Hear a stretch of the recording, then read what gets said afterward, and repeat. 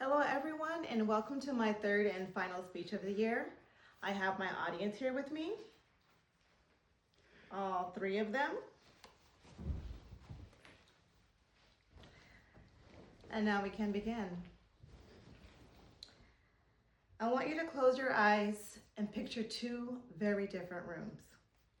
In the first room, you have a student who sits in a hard plastic chair, staring at the clock as it slowly ticks by. The room is silent and heavy with resentment. Now let's shift to the next room. In this room, there is a hint of lavender in the air. You can hear slow, steady breathing against the background of calm, soothing music.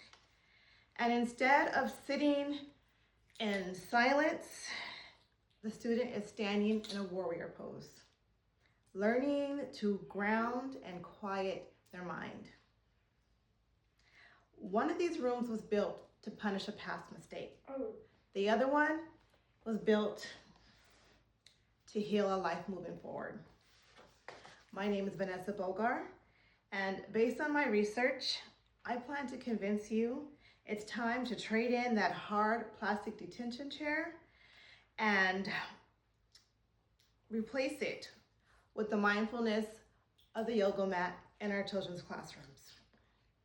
I will begin by first showing you why change is necessary.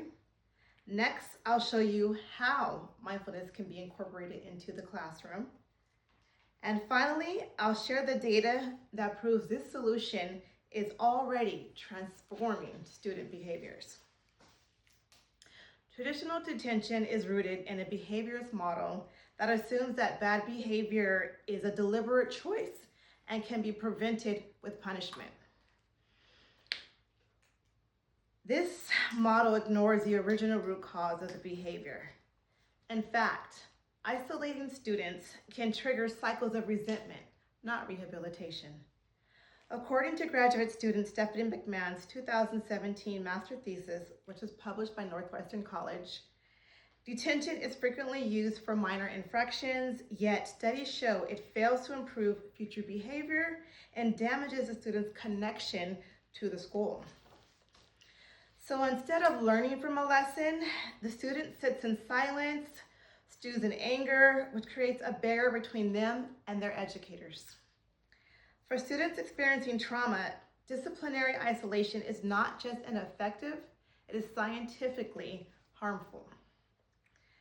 Many so-called bad behaviors are actually the physiological stress responses fight, flight, or freeze, triggered by dysregulated nervous system.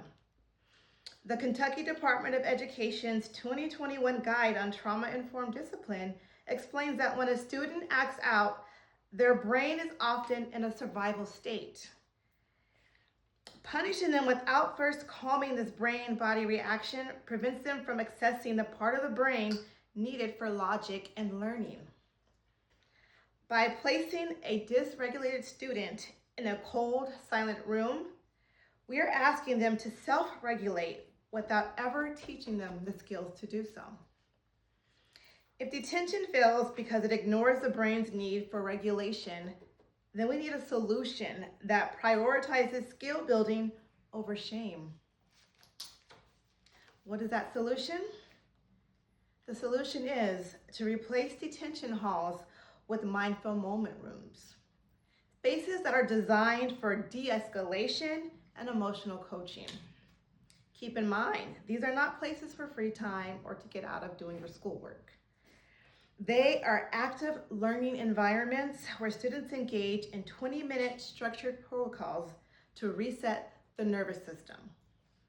As demonstrated in the 2019 article, What Happens When Meditation Replaces School Detention, written by Andres Gonzalez, who is a co-founder of the Holistic Life Foundation, they explain that the Mindful Moment program pairs students with an instructor for 5 minutes of targeted discussion, followed by 15 minutes of breathing exercises or yoga to physically release stress.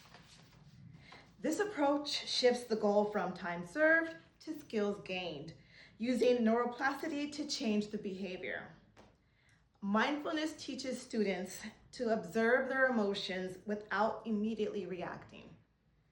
And a 2024 guide, Implementing Mindfulness in Schools, Captain Ware, an emeritus professor from the University of Southampton, shows that mindfulness reduces distracted and reactive mind states, strengthening the neural pathways required to self-regulation and emotional control. When a student leaves a mindfulness room, they aren't just returning to class. They are returning with a plan to manage their triggers. Now that I have told you how we would implement this, you're probably thinking, this sounds nice in theory, but how would this actually work in a high-stress school environment? The data says, yes, it works. Schools that have already made the switch have seen dramatic improvements in discipline and academic outcomes. They are not just talking about feeling better. They're talking about measurable changes in how students conduct themselves. A 2022 systemic review of a study that was published in the journal Mindfulness, led by Mary Fan, who is a researcher affiliated with the Department of Psychology at Utah State University.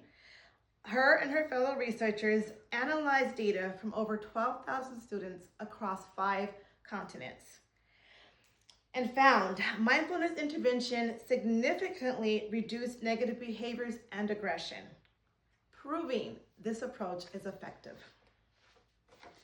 This comprehensive data confirms that when we teach regulation skills, we see a global trend of improved behavior that detention simply cannot match. Furthermore, this shift also protects our most valuable resources, our teachers. Teacher burnout is at an all-time high now. A 2024 study published in the Journal of School Psychology, written by research assistant professor Matthew Hirschberg from the University of Wisconsin, found that mindfulness training during teacher education reduced the loss of staff faculty by over 77% within a 3-year period, saving districts a significant amount of money in turnover costs. When we support students with mindfulness, we create a calmer climate that allows teachers to do what they love, that is to teach. To wrap things up, today I have shown you why change is necessary, how mindfulness can be integrated into the school, and I ended with real-world data proving the success of its implementation. We can no longer justify a disciplinary system that hardens hearts instead of heals our minds.